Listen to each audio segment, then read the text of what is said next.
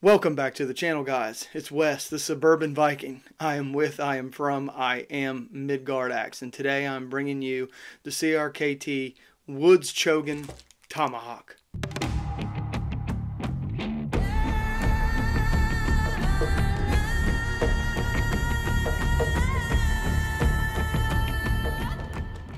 I'm not going to do a dive into who CRKT is as a company because I've already done that. If you guys want to know a little bit more about them, go back and watch my CRKT Freyr Axe video. I do a little bit of a background on who CRKT is as a company and what they produce and what they're about.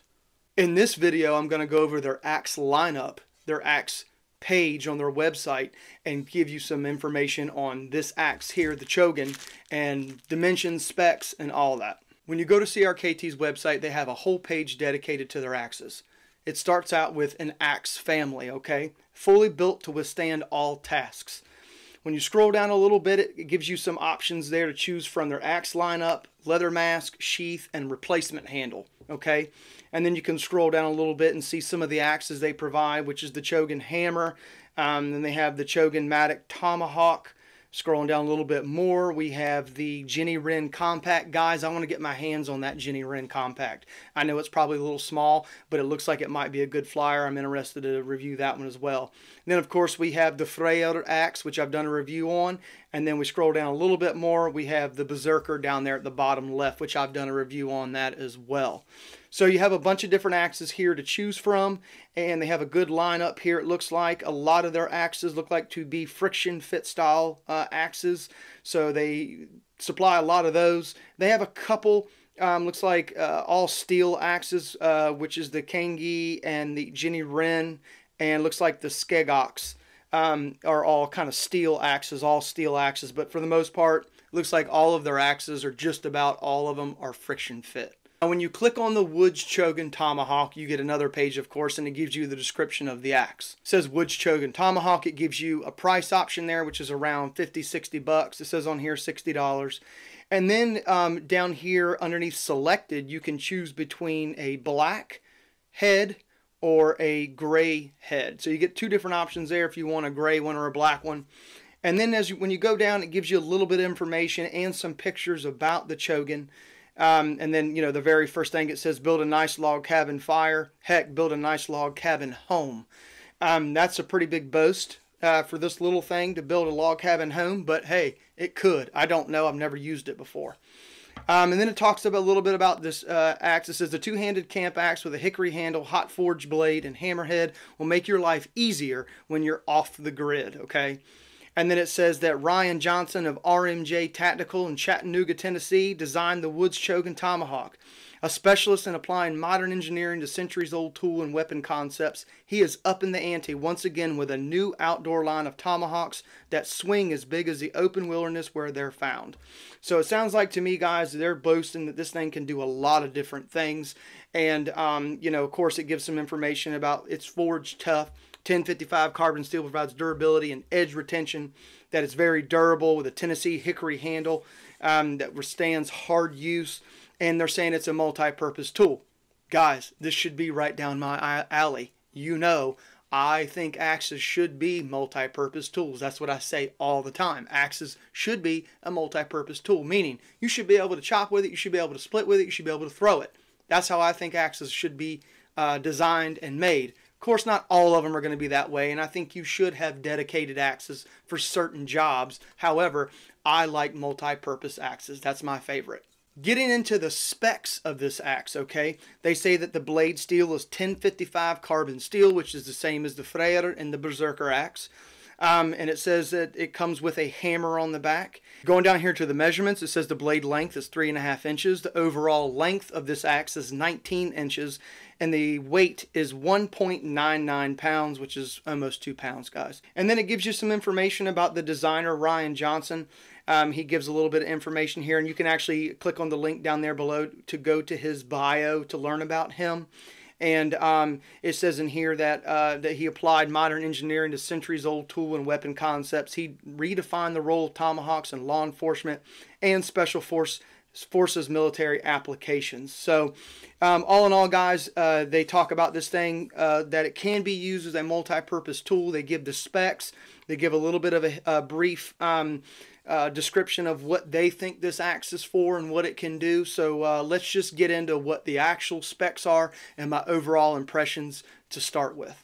CRKT's axes come nicely packaged. Green CRKT box.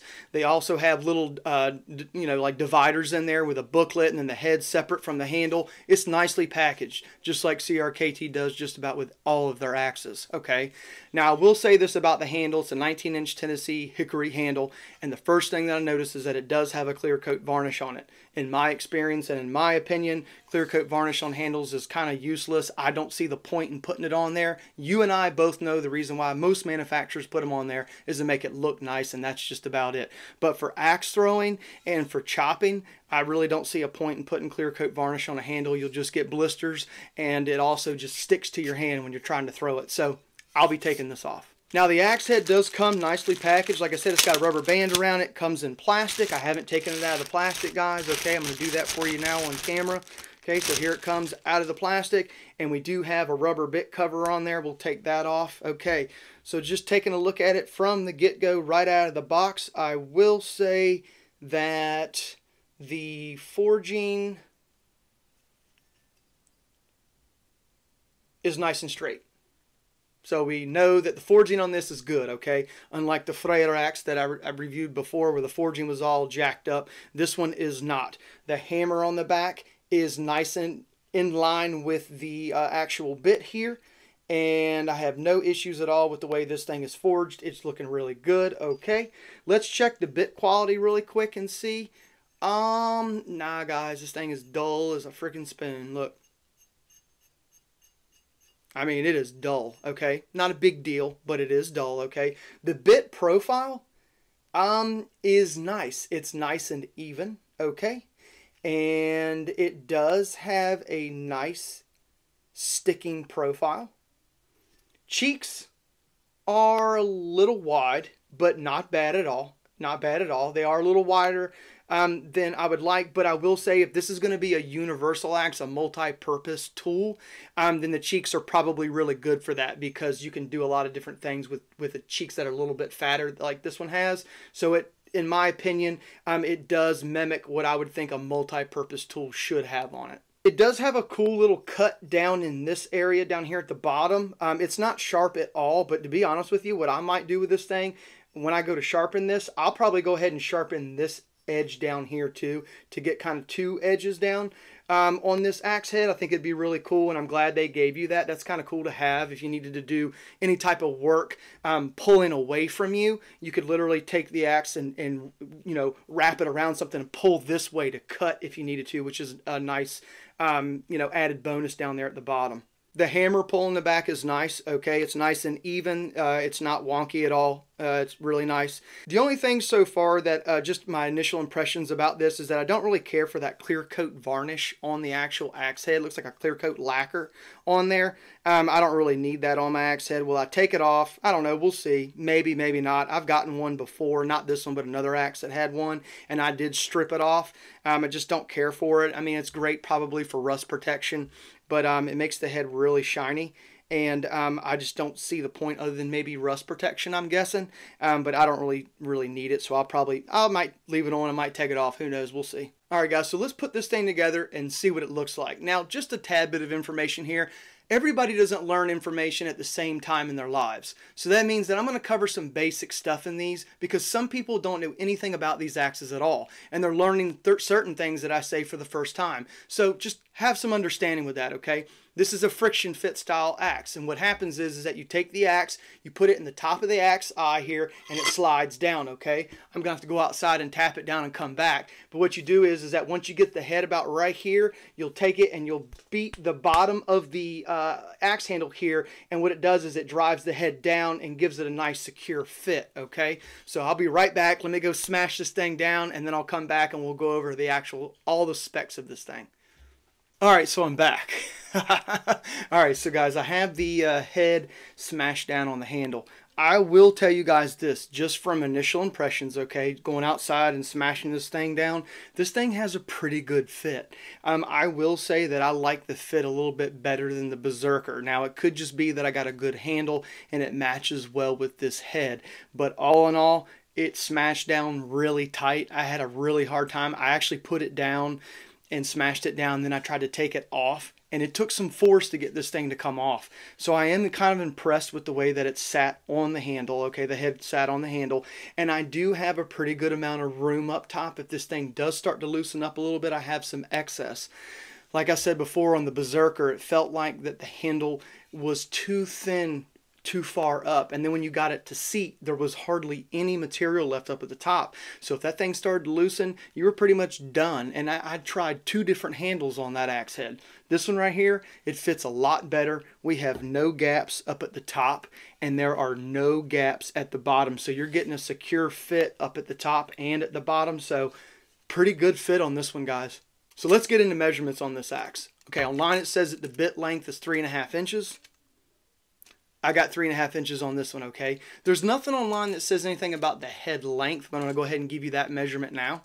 From the hammer pole to the bit, I got 7.5 inches. 7.5 inches from the pole to the bit. All right, so let's weigh this thing. Online it says it weighs almost 2 pounds. And this one here on my scale is coming in at 2 pounds and 1 ounce. The overall fitment, guys, is really nice. Okay, it's nice and straight on the handle. I do have a little kick. The handle is shaped a little this way from the head. If you guys can see this or not, I'm going to try to get it as straight as possible. As you can see that the handle's kind of kicked a little this way compared to where the head is, but it's not bad. It's manageable. If you were a stickler, what you could do is you could just shave down this area a little bit right here, and then you could get the handle a little bit more in line. But all in all, just holding it in my hand, and I kind of looked at it in the mirror like this, I think it'll be fine. I really do. It's lined up good enough for me. So all in all, the fitment looks good on the head. As far as the feel of it goes, guys, it feels like a mini Berserker to me. It really does. It's not nearly as heavy as the Berserker, but it does feel good in the hand. And because the handle's almost probably is the same as the Berserker handle, it's going to fly almost exactly the same as the Berserker, I assume, with the feel of the handle coming out of your hand. Now, as far as the head goes, we do have some really nice, evenly distributed weight. I feel like this big pole in the back makes up for this thick cheeks on this head and how far it sticks out, guys. I do like the fact that this bit sticks out so far from the handle. This will make a really good throwing axe. Got a feeling. Don't know, haven't thrown it yet. That'll be the second video. But so far, just my initial impressions, this thing feels like it's going to fly really well. I almost feel like this thing is going to throw like the Kings County Tools Tomahawk hatchet. Because the bit's sticking out so far, you would think it may not fly well. Guys, I'll be honest with you and tell you that I got a feeling that this thing is going to fly really well. You have some weight back here, but it's manageable. And when it hits, it's probably going to hit with some force. Okay, I've never thrown this axe. This is the first time I've ever held one of these axes. But I've held a bunch of other axes and thrown a bunch of axes, and I can tell you right now that this thing feels really good in the hand to begin with, and just kind of like giving it the motions to throw. It wants to rotate out of my hand. You can feel it trying to dive forward when I go to do this, okay? And that weight back there isn't going to be a problem. It's not annoying like heavy poled throwing axes are. This thing is driving the bit forward, and you're not getting any rotation in it. It just feels like it wants to fly smooth and it wants to fly even. So I'm going to go out on a limb here. You guys know most of the time I'm pretty good about this. I got a feeling this thing's going to fly pretty damn well. First impressions, not bad, guys. Not bad at all. This thing feels really good in the hand.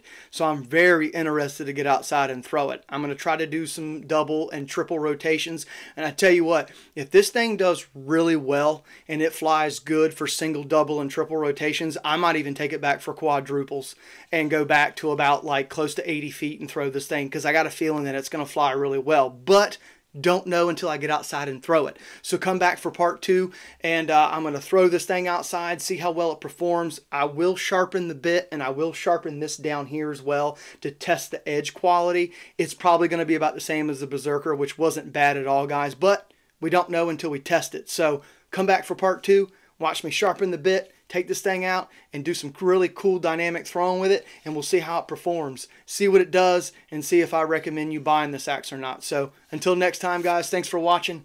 See ya.